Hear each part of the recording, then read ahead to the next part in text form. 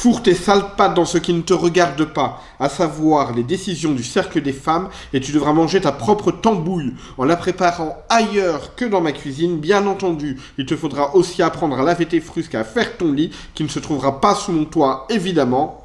Bienvenue à Chandémont, dans le territoire de Deux-Rivières.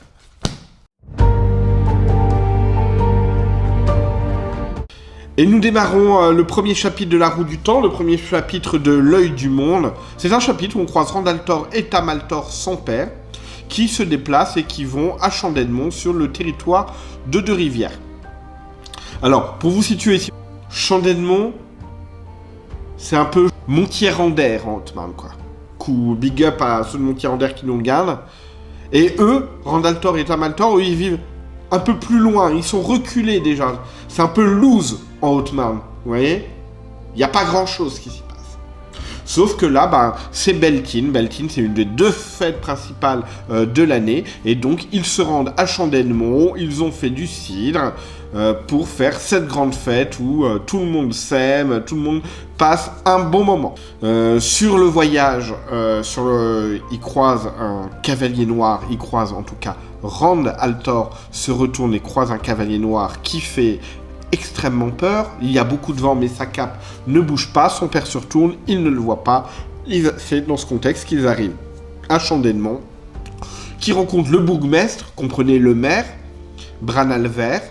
Et puis voilà, et puis ça papote, et puis ça discute d'un hiver qui est long, qui est très long, avec des loups qui viennent, qui mangent les récoltes, qui mangent les moutons. En gros, on peut se rendre compte que y a un conseil, composé que d'hommes, et on évoque Ninève, qui est la sage-dame du village, et en gros, tout le conseil n'est pas content parce qu'il ne fait pas beau, parce qu'il y a l'hiver, mais on accuse Ninève, on lui dit « Mais, oh !»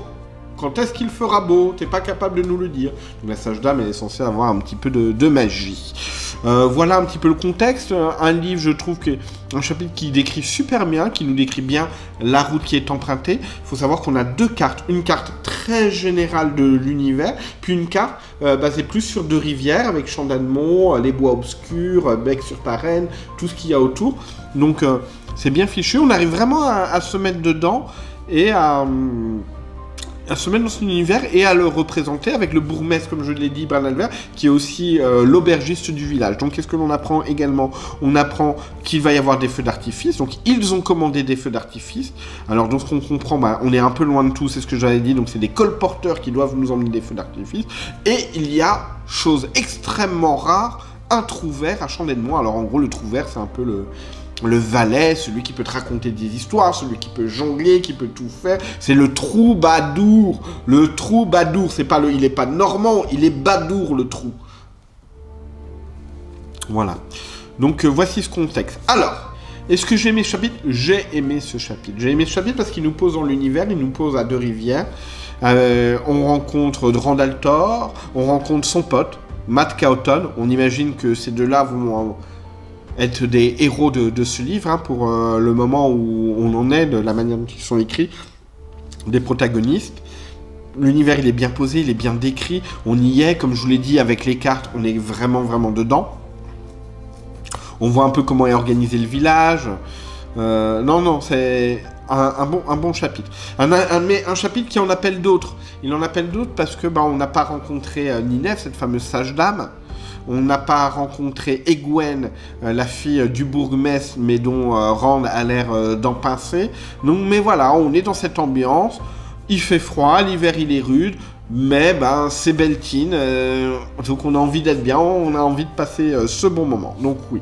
Est-ce qu'il fait avancer l'histoire? Oui, il fait avancer l'histoire parce qu'il nous met dans un contexte qu'on ne connaît pas. Donc forcément, ce premier chapitre, de nous présenter autant de personnages, pour moi, il fait avancer l'histoire, c'est sans contexte. Où ça se trouve, donc je vous l'ai dit, à Chandémont, dans le territoire de Deux-Rivières.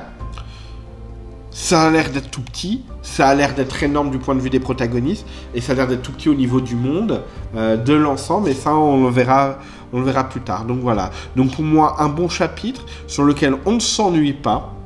Il est long, ouais, il fait une vingtaine de pages quand même, en grand format. Donc c'est des chapitres, j'ai l'impression que Robert Jordan est parti sur des chapitres relativement longs.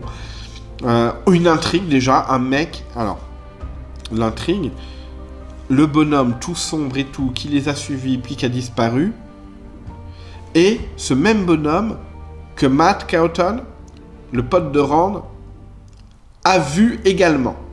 Donc c'est-à-dire que pour l'instant, ils sont 2 à avoir vu ce bonhomme. Super chelou, quoi. Qu'est-ce qui se passe? Quelle est l'intrigue?